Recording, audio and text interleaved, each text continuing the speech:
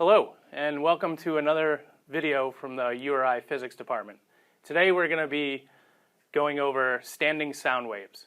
If we consider a narrow column of air closed at one end, and the air at the open end is vibrated at just the right frequency, standing waves will be created in the tube. The frequencies at which standing waves will be created are equal to the product of the number of nodes and the velocity of the sound wave, divided by 4 times the length of the column. The different values of n represent different modes of vibration, as seen in the diagram. The tubes are portrayed vertically, and the curved lines represent the amplitude of vibration of the air molecules. The open end of the tube is an antinode, at which the molecules have maximum amplitude. And the closed end of the tube is a node, at which the molecules do not move. The number of nodes and antinodes between the ends depends on the mode of vibration. The wavelength of the sound wave is equal to twice the distance between the antinodes. The equipment needed to conduct this lab consists of a sine wave generator that's hooked up to a speaker, which generates sound waves that travel down these 2 cardboard tubes. One of these cardboard tubes has a cap at the end of it.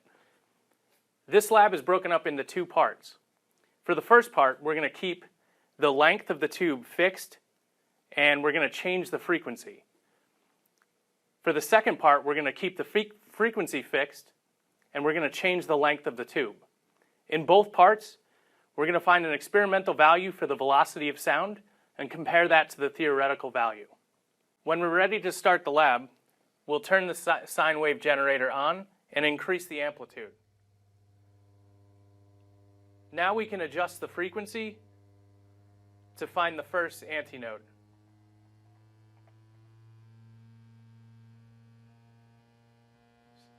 As I increase the frequency, you can hear the sound getting louder and louder as it's approaching that first fundamental frequency.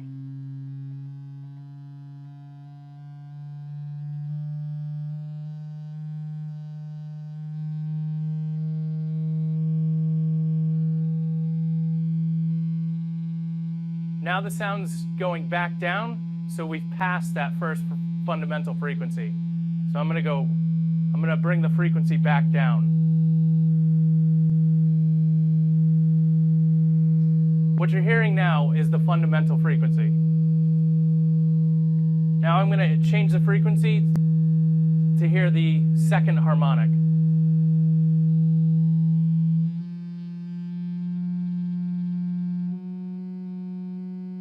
So you can hear the sound getting softer and softer.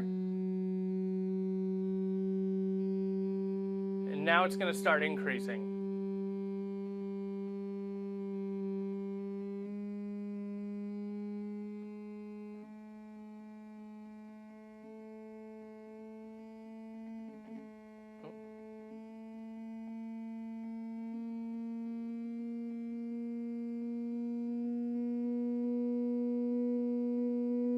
The sound is increasing in amplitude, and we're approaching the second harmonic frequency.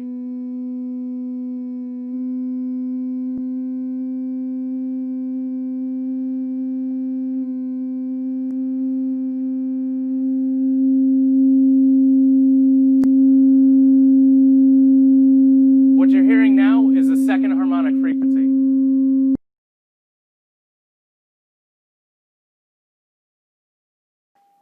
In the previous part of this lab, we saw how keeping the length of the tube fixed and changing the frequency, we can find the number of harmonics.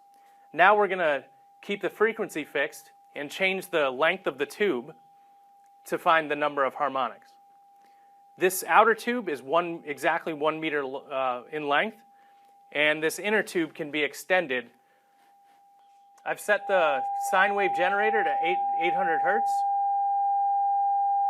And now I'm going to extend this tube to find the first 3 harmonics.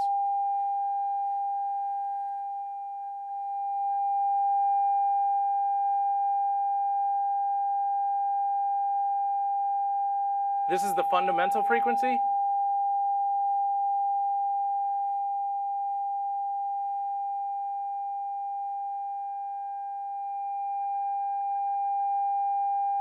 This is the second harmonic.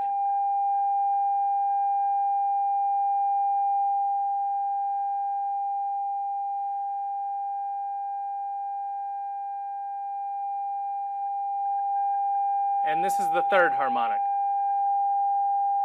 We've just seen two different methods to observe standing sound waves in a tube. In each method, we can calculate an experimental value for the velocity of sound in air. We can then compare that to the theoretical value, which is approximately 330 meters per second.